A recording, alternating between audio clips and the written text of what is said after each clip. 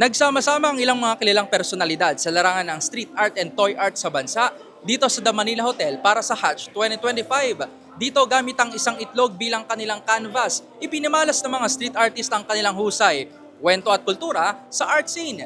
Ang makulay nilang likhang sining, silipin sa The Better News Report na ito.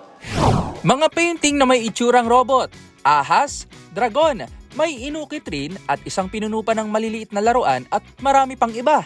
Lahat ng yan, ipininta at inilagay sa isang itlog na nagsilbi bilang isang canvas.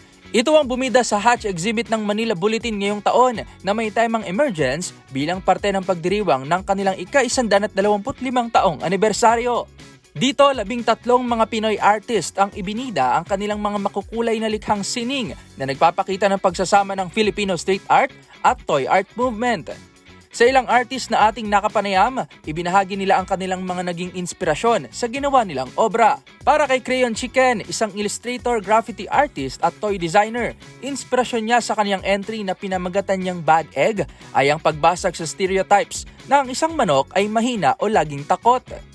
Yung tingin ng tao sa chicken is parang laging takot, is only for eating. And then naisip ko i-flip yung idea na parang similar ko na hindi naman ako magaling sa school, hindi rin ako athletic, na parang yung mga tulad ko na hindi magaling sa school parang wala na agad silbi sa society na to.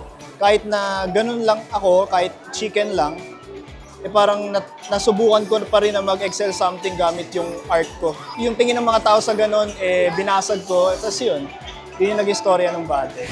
Kahalagahan naman sa pagiging mulat sa sarili at sa kapaligiran ang kwento sa likod ng obra ng visual artist na si Rin Barrera sa kaniyang obrang Mata sa Mata.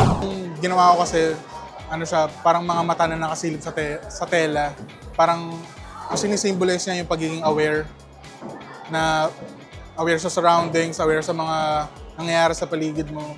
Tapos para sa akin kasi yun yung isa sa mga essential skill para mag-grow yung tao. Para naman kay Jano Gonzalez, isa sa miyembro ng Filipino Artist Collective na Guerrilla, inspirasyon nila sa kanilang obrang WPS ang kasalukuyang tensyon at pag-aagawa ng dalawang magkaibang bansa sa West Philippine Sea. Connect namin siya sa tension ngayon sa Scarborough Shoal, which is very relevant sa panahon ngayon na although WPS siya, pero ang involved is mga ibang bayan, mga superpowers na para mga titan na nagsasabong. Yung artwork ko na ginawa para sa show na to, mostly parang tribute ko sa Philippine graffiti. Kaya puro graffiti siya sa likod ng character ko. Ayon kay Manila Bulletin Brand and Marketing Department Head Leslie Araujo, espesyal ang 7th edition ng Hatch ngayong taon dahil inimbitahan dito ay ang mga street artists sa Pilipinas. For 125 years, we made it thematic. We invited street artists from the Philippines. Their art are considered taboo before. So, it's considered dirty or at least not really art at all. Pero this time around, when you go to BGC, when you go to public spaces like malls, nandun yung mga gawa nila . We call it emergence kasi it's a rebirth of something similar to what we have after 125 years. So we're very happy na it is well received and we got the support of this artist who goes from street art to mainstream art. Ayon naman kay Attorney Joey Lina, ang presidente ng The Manila Hotel, isinabay ang naturang exhibit ngayong Holy Week upang may mabisita ang mga pamilya na likhang sining na gawa mismo ng mga Pinoy. This is being done in relation also to the Holy Week celebration, so that people who come here during this month of April, particularly during the Holy Week, would have something to see.